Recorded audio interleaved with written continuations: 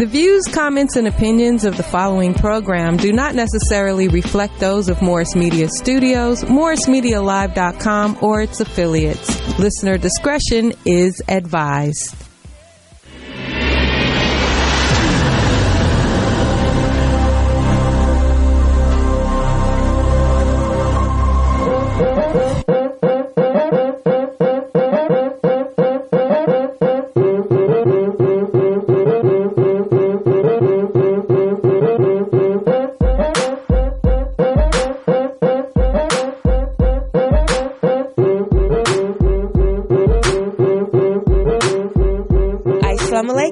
Peace be unto you. I'm Sister Charlene Muhammad. Welcome to Liberated Sisters.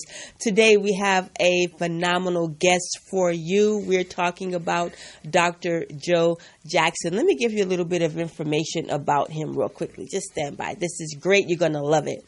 Dr. Joseph N. Jackson. He is a U.S. Army retired non-commissioned officer, inventor. We're sitting here in Black History Month with an inventor, a live person. I'm looking at him right now. He has invented six U.S.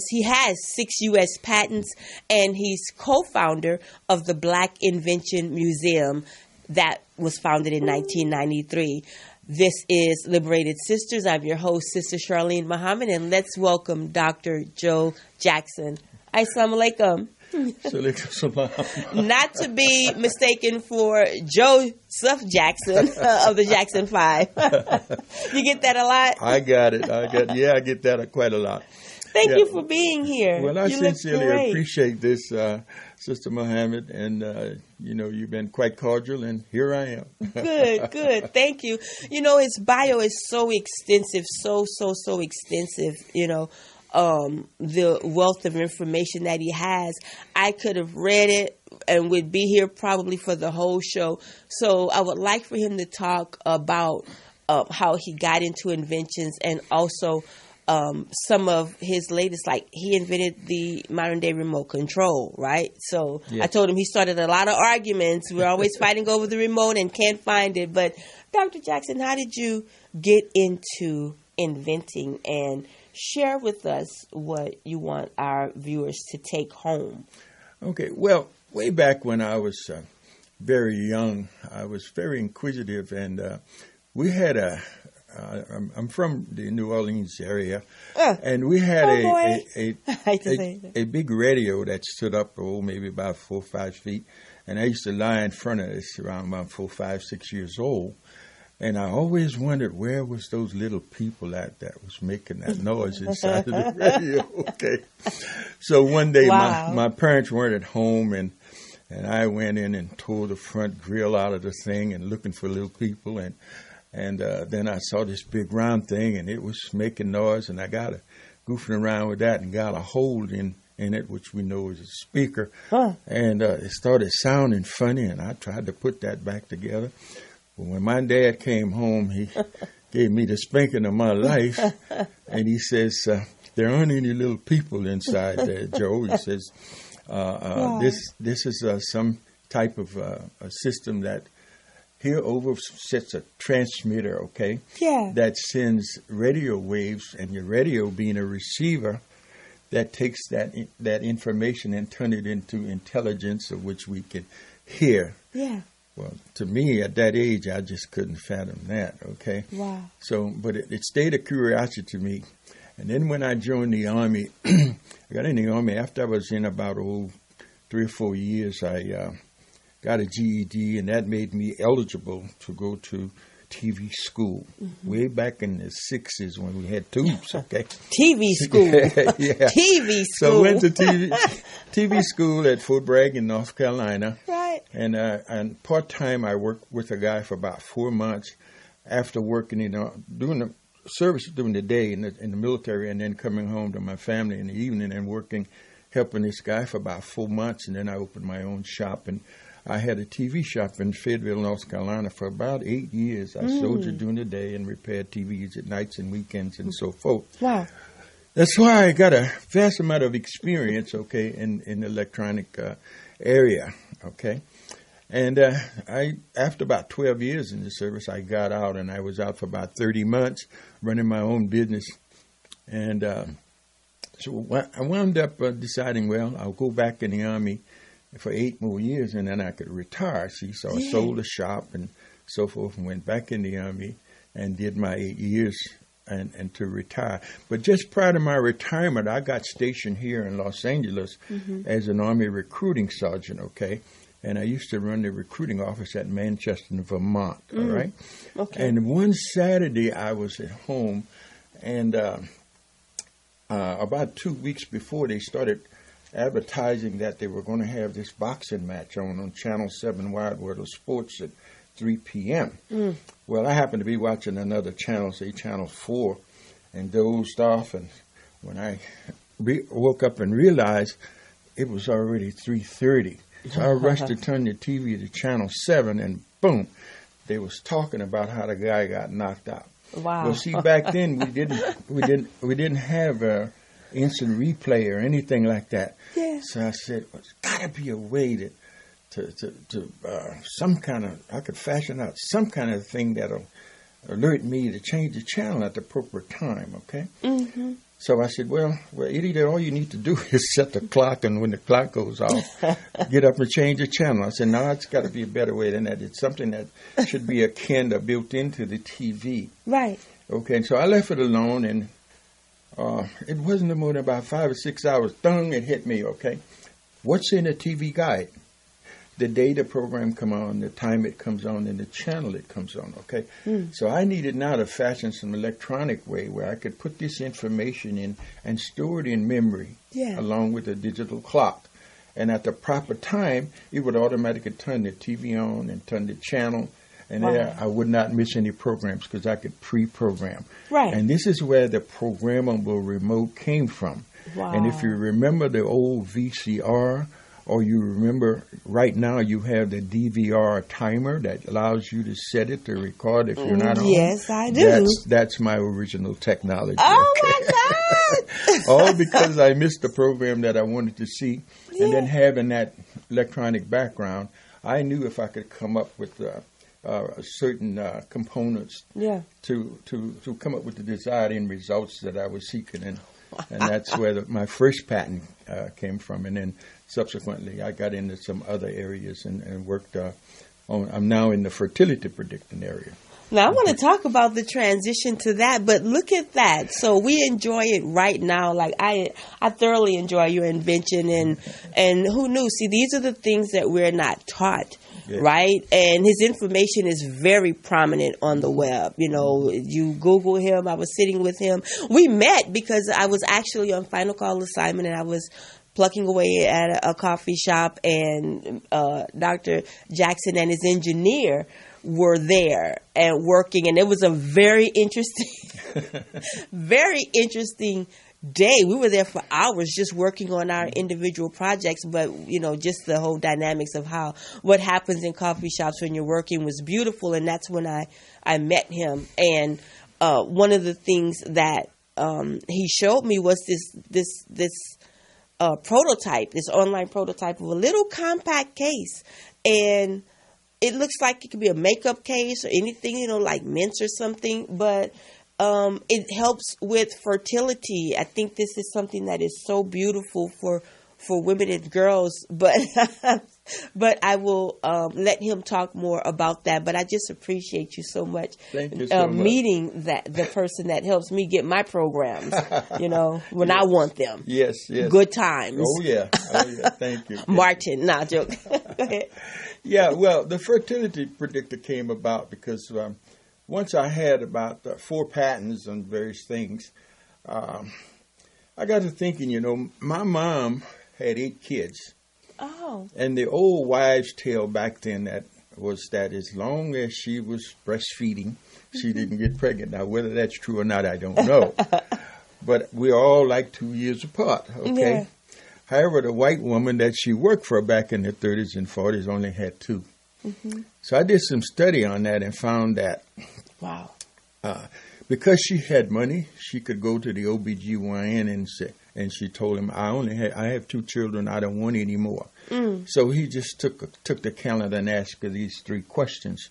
When did your period come last? Okay. He marked that on the calendar. How long does it last when it comes? 1 through 8 days. She said 5 days. And what is your cycle? She says every 28 days. Okay. I said, well, let me see if I can fashion a device where I can allow the end user to put this information into the computer and bring a calendar up so I can show her ovulation date, her period date, and her safe days, okay? So that's the original fertility predictor came from for women of childbearing age. So she puts in, I didn't stop it at every 28 days because some women are religiously cycle every 26 or 27, most every 28, 29, and 30. So I fashioned it to have that wide variety, of women. And doing my studies, I found that by doing it that way, we could probably handle about 85% of the females of the world, okay, which is, well, females are 53% of the world's population. Only China and India have more, okay? So that's where the fertility predictor came from. Now, once I got the fertility predictor design, I was talking with someone and they said, well, you know what are you going to do about the little young girl? So I came up with a cycle indicator, which is for little pubescent girls, which is like from 9 through 16, okay? And I happened to get an invitation to Los Angeles Unified School District via Dr. Theodore Alexander, who was the associate superintendent at the time. And he allowed me to come in and show this video that I had made of the system. And this was dealing primarily with the little girls. She puts her period information in, when it came, how long it lasts, and what is the cycle. And now we're not trying to predict ovulation for 11 or 12-year-old fifth grader, but we want to know every month ahead of time when her cycle is period's coming. So now with this device, she's able to look forward, okay? Now, coupled with that, we've designed a comprehensive program with graphics, everything that she needs to know at the onset of puberty. I happened to get a hold of an essay that was done by Dr. Jocelyn Elders. Yes. Dr. Elders, obviously, everybody knows, was appointed as our first black surgeon general by Bill Clinton, okay? And I was able to bring her out here about 2 years ago, so she's joined in with us. And that essay covers everything that's relevant to dealing with the problem of teen pregnancy. We have 1.1 million unintended teen pregnancies in the country, okay? Now, in designing this system with Los Angeles Unified, when I finally got it completed, they purchased 400 of them from me and are presently utilizing them as a teaching tool for growth and development for 5th and 6th grades, okay? And they've given me the letter of endorsement. So now we're fashioning this to be in the cloud and sending it to other schools around the country as a teaching tool. It has the graphics, video, everything comprehensively that a young girl needs to know to take care of herself. I'm sorry, I got to go back. You said 1.1 million unintended teen pregnancies in this country per year. Wow. And this is in Dr. Elder's essay, okay? And I'll get a copy of that to you, okay? Okay, so and I think I should have something. And this is what prompted you to start working on the patent. Well, no, I had the patent already, and then I later found out about her, and come to find out via the law of attraction, okay? we happened to come together. So once I talked to her about what I had, and we thought it was a natural marriage, and so she came out to visit and see me. She spent a meet and greet 2 years ago and spent some time with us and got some video and so forth. So now she's an advisor and whatever, and hopefully she's getting on up there now. She's about 84, 85. But she's right in there with me.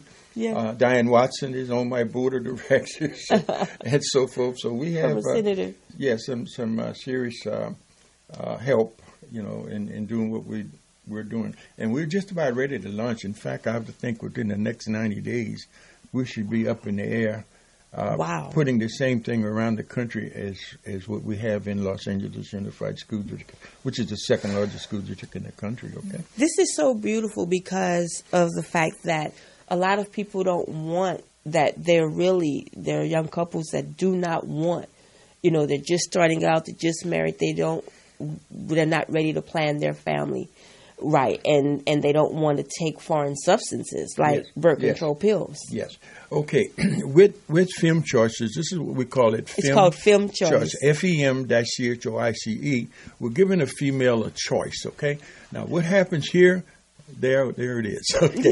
Yeah. Great. What happens here is now all of the alternative contraceptive systems that are presently being utilized out there by women of childbearing age always carry some sort of side effects. Okay, so with this system in apps in Android and apps in the iPhone, and this little handheld model that's solar and battery operated that she can carry in her purse, will always be able to let her know when ovulation is going to occur. And as I mentioned before, 85% of the women can use this. 15% of the women, 2 periods a month, period every other month, that we can't quantify, they're not our customers or can't do anything for them. But the other 85%, then our product is marketable to them as an alternative to IUDs, diaphragms, birth control pills, implants, shots, anything that alters her metabolism and so forth. So we get rid of that. Okay. So from a holistic standpoint, there's no change in her body. She simply looks at that. Okay. Yeah. At the system, and it'll tell her instantly when her fertility is there. And then for the young girl, pubescent girl, we have instructions with our system for them as a teaching tool for growth and development that they can take care of themselves and not have accidents and so forth, based on them being educated about their system. Okay. Wow. And let me just say, as you continue, I want to talk to you about how the news of your invention is being received. How are people accepting it? Berkeley Journal of Gender Law and Justice. This is Volume 5, Issue 1, and September 2013, Dr. Joycelyn Elders, Adolescent Pregnancy, Does the Nation Really Care? And so, she starts out talking about a nation that allows social ills to destroy its most precious resource. Its children will not survive and must be jolted into action. The report goes, adolescent pregnancy strikes the most vulnerable and helpless members of our society, the poor, the undereducated, and the non-white. It eliminates any glimmer of hope for their future. No problem faced by teenage girls today is more threatening to them or to future generations. And again, each year, over 1.1 million, or 1 in 10, American teenagers become pregnant, and about 10,000 babies are born to girls under the age of 15. This was in 2013. This was given this stat. In Arkansas, 1 in 4 black females giving birth is between 13 and 19 years of age and is probably unmarried. Early childbearing severely affects the education, employment, and income prospects of these teenage mothers. So Dr. Joycelyn Elders is on board. Oh yeah, she's with on Fem board Choice. with us. Yes, she has this essay, and then I have the tool to get her information coupled with mine around the globe. Okay, so we're not just looking at our domestic problems. We're looking at this from an international perspective, and we're hoping to get the little handheld model into the foreign aid program. Our government gives foreign aid to hundreds of countries, and one of the components in that foreign aid is a population. Well, I wouldn't say population control, but family planning. Okay, let's look at it that way. Okay, yeah. And so with this, the right thing. With this, you see, the little lady in Uganda or somewhere in South and Central America can use this because it's a universal system. It's very simple. She puts in 3 things: when her period came, how long it lasts, and what is her cycle. And it takes over from there, and she can look at that calendar, and it's described by colors. For instance, when her period's on, the colors on the calendar will be purple, and then there's 2 days that are red.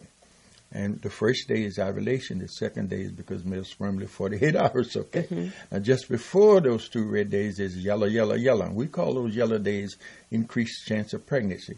We call those red days maximum chance of pregnancy. And then we have 2 more yellow days. So that whole week, yellow, yellow, yellow, red, red, yellow, yellow. Wow. And then up 2 weeks up is when your period's on. Okay. Now, sometimes stress will cause that period to come a day early, a day late, and this is why we have the precautionary yellow, because it may cause your ovulation shift one day or the other. But if you're abstaining or using a barrier, yellow, yellow, yellow, red, red, no matter how it shifts 1 day, 2 days, you're absolutely safe. Now the alternative, if you are trying to get pregnant, then obviously those 2 red days is the time that you would try.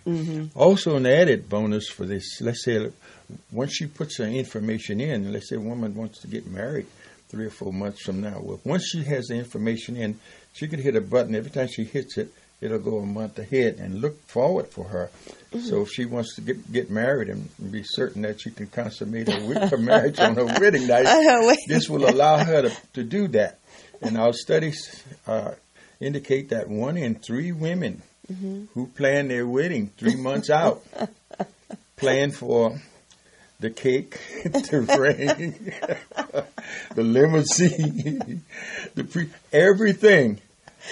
Yeah. But will my cycle be on during my wedding day? Okay. Right. So this allowed now. That's real. Yeah. Well, hey, I have to tell it the way it is. What a great service. So it has that and many other features for today's fast-paced woman who could simply look at this in seconds and know about her fertility cycle for that particular month, okay? I understand. And she can look ahead and whatever she wants to do. It's a very simple device, and it's ergonomically easy to use just by putting in those 3 things. When it came, how long it lasts, and with the cycle, and forget it, and that's it. And that's it. Wow. Now, focus groups, how does... because I've never done a patent, right? Okay. But, so how did you test this? Like, you had focus groups and the reception of it, and how was all that process? Well, doing my design of this, I worked with a foremost OBGYN specialist. His name was Dr. William Haling. Now, you might know of Dr. William Haling as the founding president of 100 Black Men. But Dr. Haling worked with the Martin Luther King Drew Medical Center as the chief of OBGYN for many years. And we became friends, and he was helped me to quantify my concept and so forth, and work with me and I did some study through New England Journal of Medicine and Mass General about the female anatomy. Okay, so once we got the design and everything done, we used Los Angeles Unified School District as our beta site. And for 4 years, I went through that wordsmithing and just about everything before they finally decided to take it on. We had the Los Angeles, the PTA come in, and you mentioned focus groups. They asked me many questions. We had the Film Advisory Board from Hollywood come in. And they're the ones that put the R's and X's on the movies and so forth. But since this was a family-oriented concept, they allowed us. They gave me the award of excellence for this particular system, and so we have this little emblem on our product. And then the president at that time, Elaine Blythe, she wrote a statement about this. And as a statement of encouragement and so forth, so we'll have that statement for you also about the system as it relates to teen girls. Yeah. Yes, very good. This is very good. I think a very noble thing, and just out of necessity breeds invention, right? Yes. So back to my mom again. She had 8 of us, and if she had known, I'm glad I'm here. That's right. But I'm saying, it was a struggle. Yeah. And if you want to deal with family planning, it's your choice, okay? And that's what I'm giving you. I don't get into any political anything. That's right. Here's a device here that you can utilize. It's very inexpensive as it relates to birth control pills. Mm-hmm. It probably costs just a few bucks over what 1 month of birth control pills will pay, and it'll last you 10 years. Birth control pills are $39 to $49 a month, and that's about $500-600 a year. See, so just a one-time thing and lasts you that. So from a price perspective and from a wellness perspective, that's right. This fits. Yeah, the fast-paced woman today, because you could just simply glance at it. Yeah. It's not a TV. You don't look at it. You just once you program it, take about 2-3 minutes to program it, and then once it takes over. And then from that point on, every time you open it up and hit one button, there's your information. In 10 seconds, it's going to go away because you don't stare at it like a TV. We want to maintain the battery. High level technology right down to the modern times. Yeah. And so you don't need that. And with that, you leave your body alone and it function normally, okay? And that's what we're about. And that's right, and that's what we're about. Holistic, natural. What can help our sisters out here? And then you talked about the teen pregnancy factor, and that's really huge because we have a lot in common. Like I'm from Opelousas, you're from New Orleans, I didn't know and that. I'm the 8th of 8. You know. Yeah, 2 years apart, except I think maybe like the first and second set may have had 3 years, but it's really interesting. Yes. The backgrounds that we have. But would you like to add anything before we go? And definitely must have you back. We'll have you back here in Liberated Sisters. Well, I like to mention, that we have a lot of groups that represent us, okay? From the NAACP to Operation Push or whatever. Would you believe over the years, I've tested all of these organizations, and the hardest thing I find, since we do not have a financial infrastructure in our community to support people like myself. You kind of go through these organizations because they're always out there saying what they want to do and how we should come together and support, this kind of thing. But believe it or not, it's so hard to even get by the gatekeepers to get to the principal. Oh yeah, and that is the one thing we don't deal with. We talk about it and we hear that, and then when we actually go to see and to show them, first off, they don't understand what you're talking about, and will not let you get to the principal so you can explain it, and maybe the principal, because he can see the big picture and be involved. So you can't get past, and that is so prevalent. And believe me, you're looking at somebody who has tried all of that. See? Wow. And so I just, just had to do it slowly, based on my military retirement to get here. Okay, so now we're here finally, and we're about ready to put this up. I have some prominent people that have volunteered time and energy to helping me to put this together. I have a Dr. Gwen Parker. She's a retired ED. I have an evangelist, Bess Goodman. I have an attorney by the name of Peter Paul Mendel, and various other people that's involved with our program. Okay, and as you met, one of my engineers, Darryl Blaylock. Okay? Yes. Greetings, Brother Blaylock. Yes. Thank you so much for sharing this. And I do understand totally about gatekeepers having to interact or try to bust through, maneuver around. It's that just on my little level as a journalist, but let today be a breakthrough. Oh yeah. We're moving on. It just happened that you have to go through these kind of things. Yeah. And it just Jesse Jackson was out here about 5-6 years ago, and I got to meet Jesse for a second time and talk to him about this. He was elated. Turned me over to, before they closed their office here in Los Angeles, turned me over to his handlers here. And before Jesse could get on the plane going back to Illinois, this guy had his hand out and said, I don't do anything for, and I went, he just, so what Jesse said and what that gatekeeper said was two different things. Yeah. We couldn't get on the same page with him, okay? And he didn't want to hear anything about, put this up first and then we'll see what I can do, and I didn't. So unfortunate. Yeah. So we have that. Okay, people get involved here, but they always have a ulterior motive, and that's bad. Because I'm willing to work with anybody and share with anybody who wants to be involved, okay? But you have to bring something to the table, and if you bring it to the table, I don't have any problem. I can't eat this whole elephant by myself. And our products are going around the world, so we don't have any problem with that. Yeah, you bring to mind something that my teacher, the Honorable Minister Louis Farrakhan, teaches us, do no favor seeking gain. Brother Reverend Jesse Jackson said, okay, first of all, as an instruction, the person should be like, okay, but we know sometimes from the head to the rank and file, it just goes a haywire. But look, I'm so happy to know you and have this. And I think, when I heard about it, and I'm not planning to have any more children. Yes. But I think I plan and Allah plans, right? And He's the best of planners. Oh, yeah. But I'm talking about I'm in a marriage by myself. Yeah. Hey, Ali. But this is really good. Yes. And I shared this with some young women and men that I know, and they were like, wow. Yes. This is great. So I thank you for that. And would you like to add anything? Yeah, I'd like to say this. The patent office called me an inventor, and most of the people, when they hear about me, because they call me an inventor, I see myself as a channel. Okay, when the Lord wants something physically manifested just look around your house and see all the things that's in your house and whatever.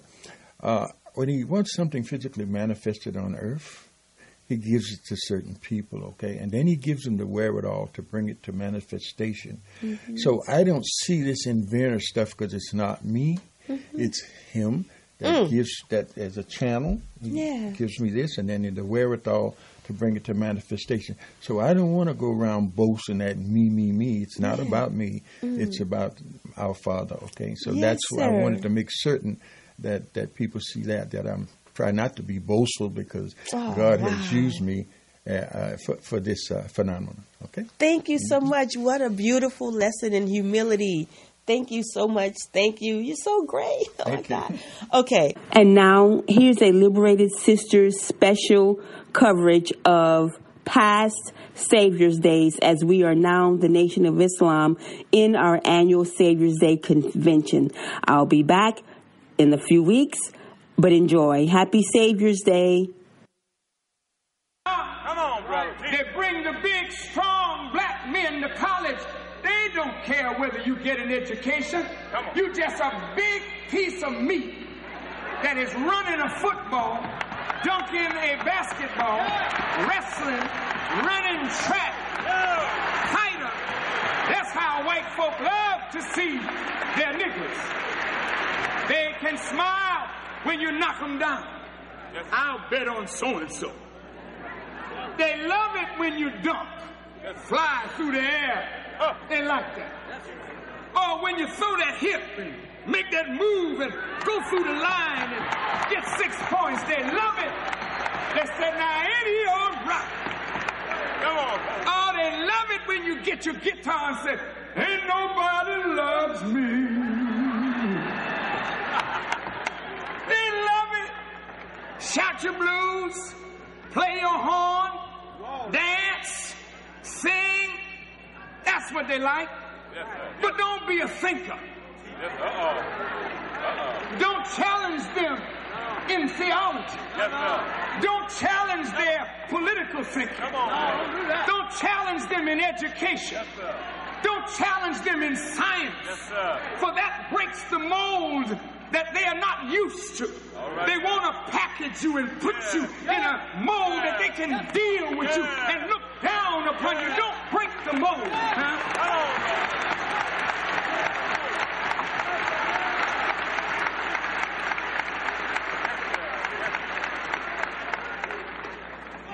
They bring our black men to college. And when you go on the college campuses, the black athletes are told not to get involved in any social action of the black students. They give them an apartment, a little stipend, and when you look around, here they come. with a white woman on their arms, happy as a lark. They have no time for the black woman anymore.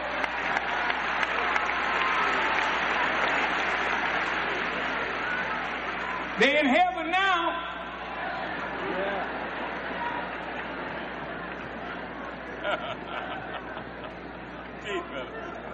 Sisters, when you go to work downtown, I know how they make you feel.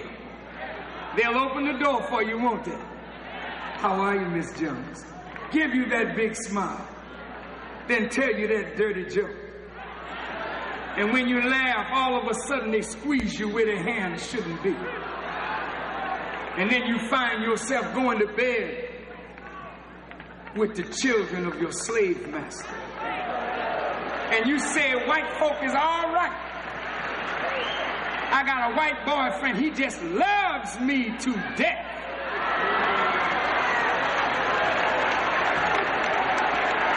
And that's about the size of it, baby. But if you look at your white lover that you're sleeping with, ask the white man, does he love your father? Does he love your brother? Does he love your uncle and your cousin? He hates the very shadow of your father. How in the hell could he love you?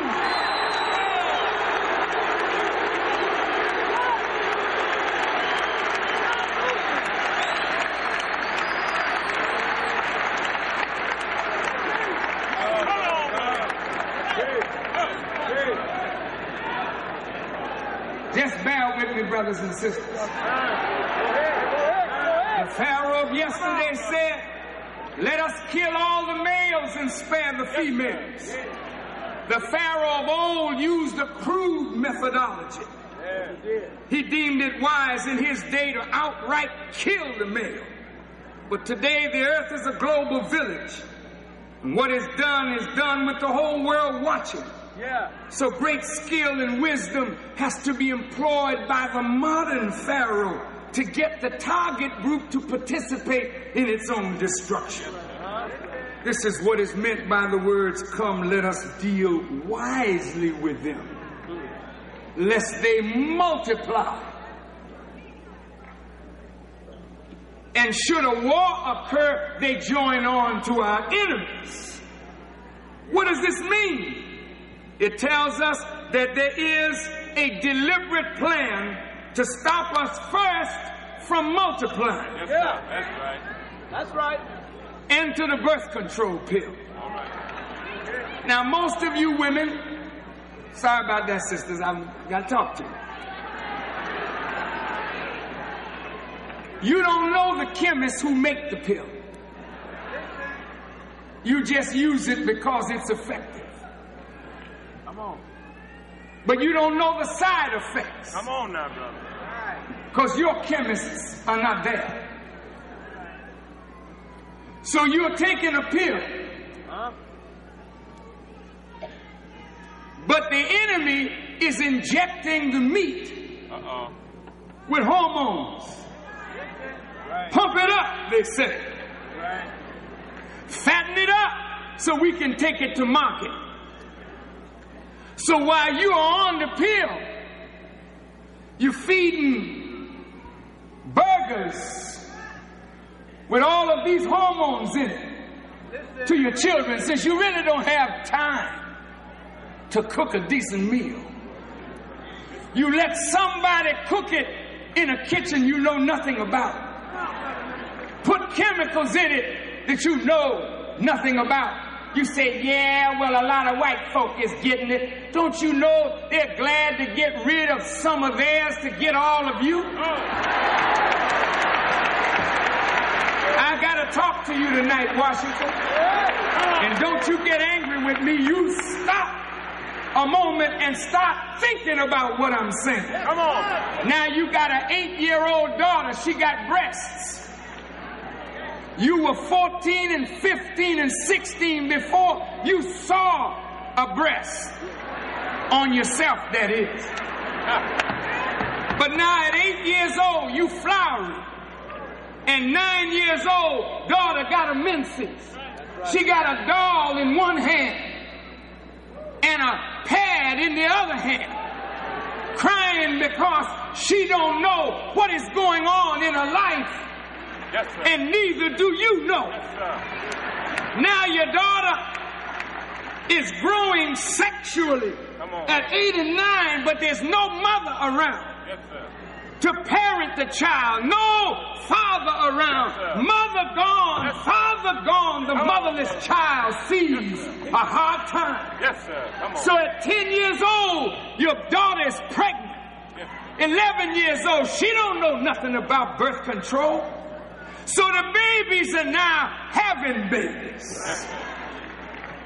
Come on. This brother. is the society that we live in. They want us to stop the killing. Isn't that something? Yes, sir. Stop killing, they say. Isn't it awful? 360 some odd murders already. Isn't that terrible? Stop it on this end. But how many murders have been committed in the sterile offices of these abortion clinics? If you want to stop the killing on one side, you ought to stop the killing of innocent life that is coming into the world. Stop the killing. Yes, sir. Oh, this is not the theme you wanted, is it? Here's a government that legalizes abortion. Yes, sir. Legalizes killing the fruit of the womb. Yes, sir. But if you kill it after it gets here, you gotta do life, but there's no penalty for killing it before it gets here. Oh! Fix it up, bro. Fix it up. This is a crazy society. Yes, it is. They tell your children to respect the parents. Then they tell your children they can have an abortion and they don't have to tell the parent. Yes, sir. You're sick as hell. And you need a doctor, and the doctor is not your political leaders. Yes, sir. That's right, bro. That's right. That's right. That's right.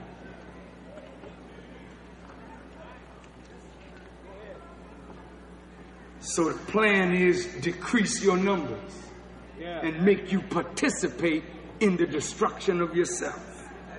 Second, there's a plan to keep us from uniting among ourselves. That's right, brother. Never let black people come together. All right now. Never let it happen. Yes, sir. Keep the Catholics, the Baptists, the Muslims, the Jehovah's Witness, keep us all divided by religion. Yes, sir. Then divide us by region. Say this is a northern one, that's a southern one, this is an eastern one, that's a western one. This one is from the Caribbean, this one's from Africa. Keep them all upset and divided. Yes, sir. This one's a Kappa, this one's an Alpha, this one's a Delta, this one's an AKA. Keep them all divided.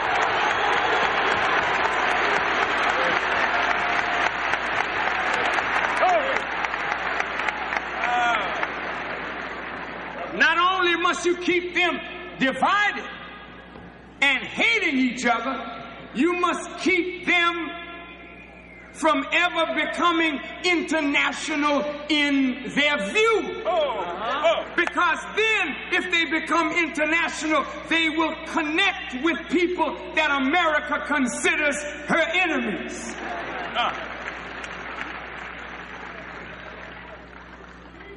And also they must keep us from uniting with our own kith and kin in Africa, the Caribbean, Central and South America, and the islands of the Pacific.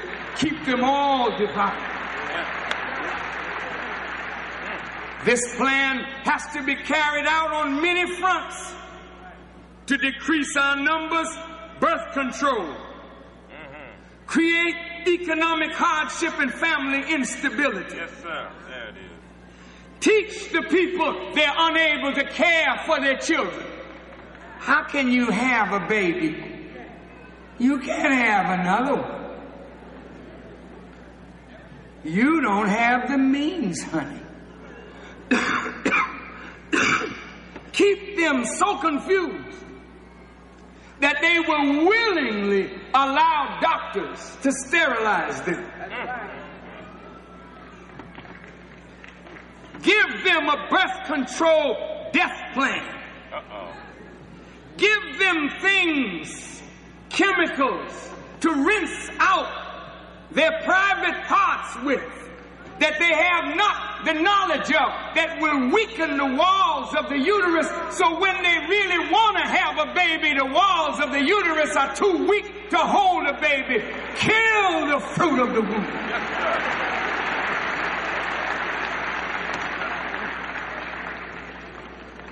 To keep us from unifying, the government of the United States under J. Edgar Hoover designed a counterintelligence program. Tell it now. Tell it. Designed to destroy any black group or any black leader. Tell it, brother. Who had the power to unite black people. That's right. Tell it, brother. In this audience tonight, there are men and women of every political and religious persuasion. And there are men and women from every region of the world. Farrakhan then is a dangerous black man. Hello. But boy, let me tell you something. I laugh at your silly plans.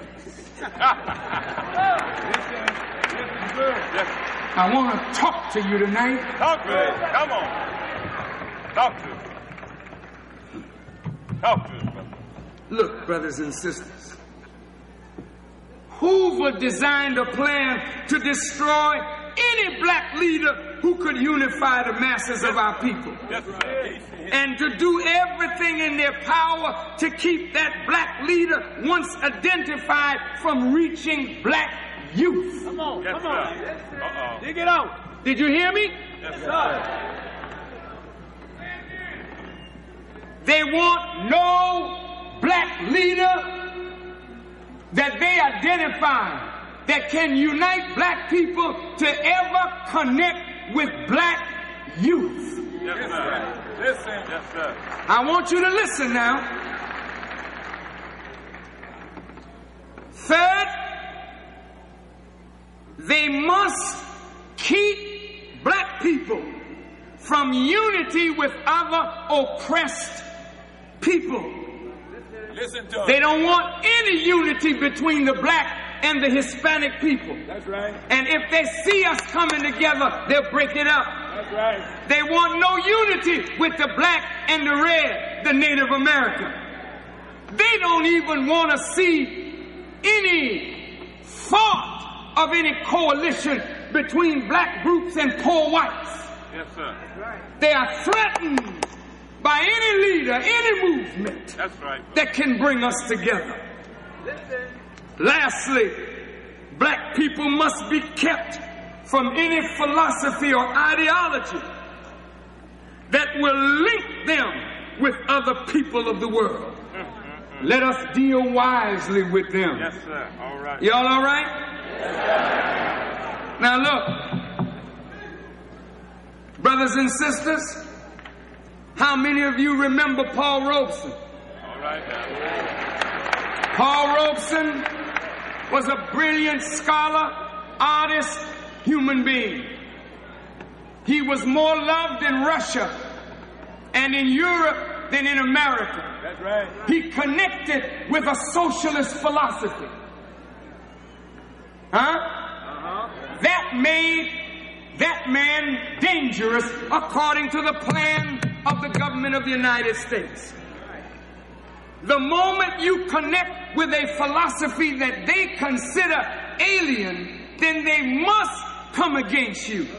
If you're socialist, if you're communist, and you tie in to what they call international socialism and communism, you're a threat and you're going to be dealt with. You have to understand that. So in the 40s, they began dealing on all socialists, particularly among the black artists.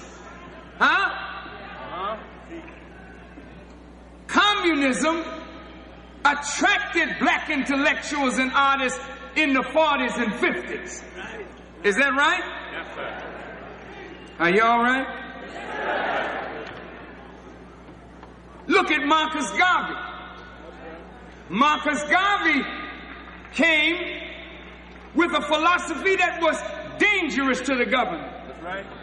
Marcus Garvey said, Africa for the Africans at home and abroad. That's too dangerous. Because white folk want Africa. Yes, sir. That's right. They want the riches of Africa. That's right. They do not want black people all over the world to say Africa is the root of us and cling to Africa and move out the interlopers and squatters who have sucked the blood of Africa. They don't want to see that happen.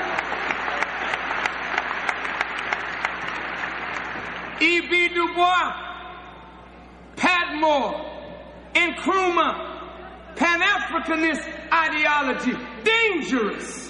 Because as a black person, if you think of the black people in the Caribbean, in Africa, in Central America, South America, in the Isles of the Pacific, as your family, you are thinking dangerously. Yes, sir. Yes, sir. Now, brothers and sisters, if you ever begin to think of Islam, now you're really dangerous. Right. When you become a Christian, you don't link up with Christians throughout the world because they don't teach that. You're a Christian. Father Stallings, a Catholic, is a world Catholic church. But you can go to your Catholic brethren in other parts of the world, you don't feel that kinship, that brotherly love, it ain't there. Right. They don't teach you that kind of Christianity that makes all Christians the body of one Christ. That's right. When you become a Muslim, you get a sense of belonging to a brotherhood that is international, universal, that makes Islam the most dangerous force in the world, and they want no black people to accept Islam. Are you listening? Bear with me, this is not anti-Christian. I'm only making a statement of fact based upon that scripture. They gotta keep you divided. Yes, sir. All right, now listen. Brothers and sisters, if you look,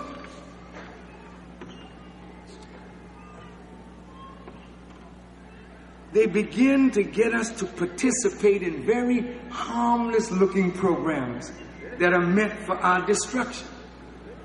Polio vaccinations, measles vaccinations.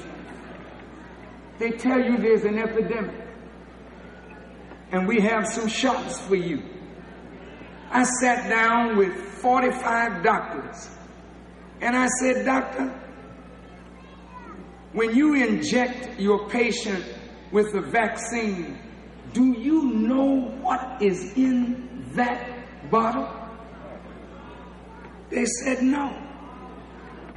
Dick Gregory, who's not a comedian, he's a very brilliant brother of ours.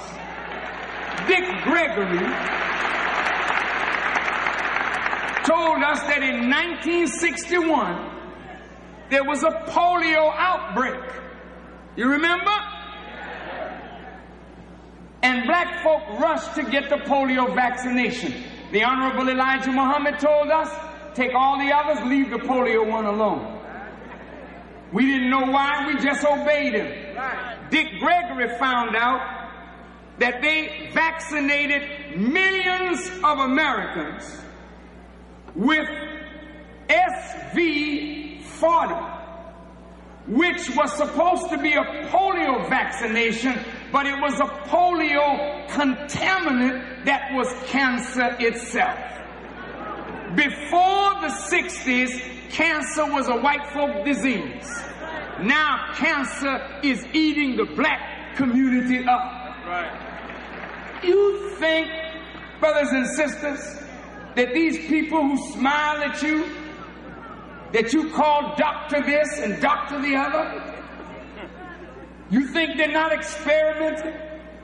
How many of you heard of the Tuskegee experiment? Where they injected 100 black men with the most virulent form of syphilis and made them think they were getting something else and would never treat them and let them go out and have sex, spreading syphilis in our community. How many of you remember Mr. Amherst, the one that the college is named after, I think? This man was one of those who sent smallpox in blankets to the Indians. So the Indians were trying to keep warm and they were dying. Now it's AIDS. Come, let us deal wisely with them. Get their own nature to help them participate in their own destruction. God has given us organs of sex for us to find pleasure and procreation.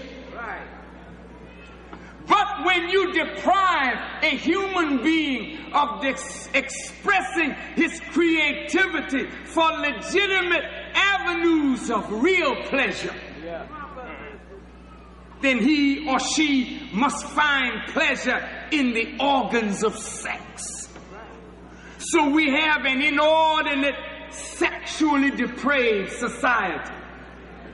We don't write the sex magazines. That's right. We don't make the films that are rated 3X, 4X, 5X. They are subliminally feeding the American public, making you sick sexually. So that now you're like dogs in heat. Then they undress the woman, making her a tempting treat. Then she walks like a dog.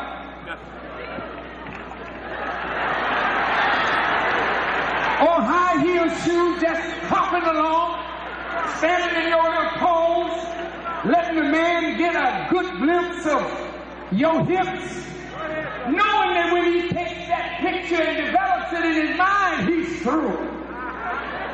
He's coming after you. Savage. But you are being manipulated by a skillful enemy. You're not in control, but they make you think you're in control. Who's in control? Who makes the moves? Who writes the songs? Who influences your talents and makes you use your talent in a destructive way? Who's putting this degenerate food in the black community? The poorest of food with death-dealing chemicals. So they're killing us through our diet, killing us through our water, killing us by closing down hospitals that serve our community, forcing us to go into their hospitals where we are experimented on, killing us in the prisons. Let us deal wisely with them. This is all part of the program of the government, brothers and sisters. And I'm suggesting to you, President Nixon said, Islam is the #1 enemy of democracy in America. Not communism, but fundamentalist Islam. Yes, sir. So all those of you who say Allahu Akbar, the enemy says they don't want you to teach the Quran to anyone. And those who are waking up in Christianity, you are dangerous. Father Stallings moved out. I told Brother Stallings, I defended you to several Catholic priests and the bishop.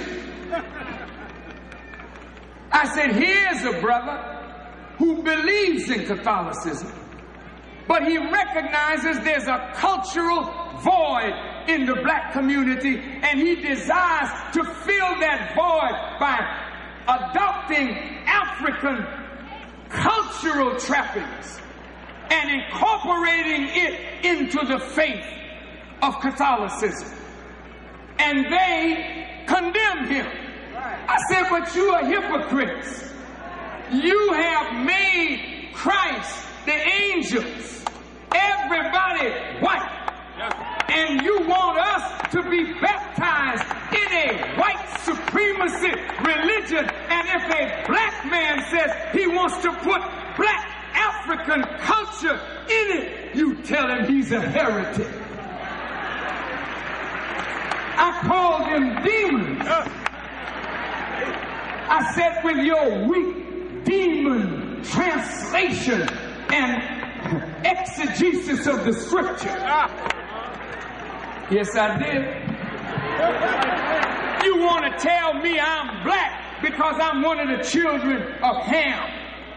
Come on. Go ahead. You want me to believe that I'm black because I'm cursed. I said, don't you link me to Ham. Yes, sir. Come on now, brother. I didn't come from Ham. Come on now. Before Ham was, I am. Before Noah was, I am. Before Abraham was, I am. Before Adam was, I am. That's our show for today. Thank you so much, Dr. Jackson, for blessing us here. He will be back. He will be back. He will be back. There's so much more that we have to talk about, but I wanted to present him here on Liberated Sisters to you all, and I pray that you enjoy and go to his website and check out everything. I'm Sister Charlene Muhammad. Thank you so much, Sister Felicia, the Poetess Morris. If it's impacting our community or can uplift us as a people, let's talk about it. Peace.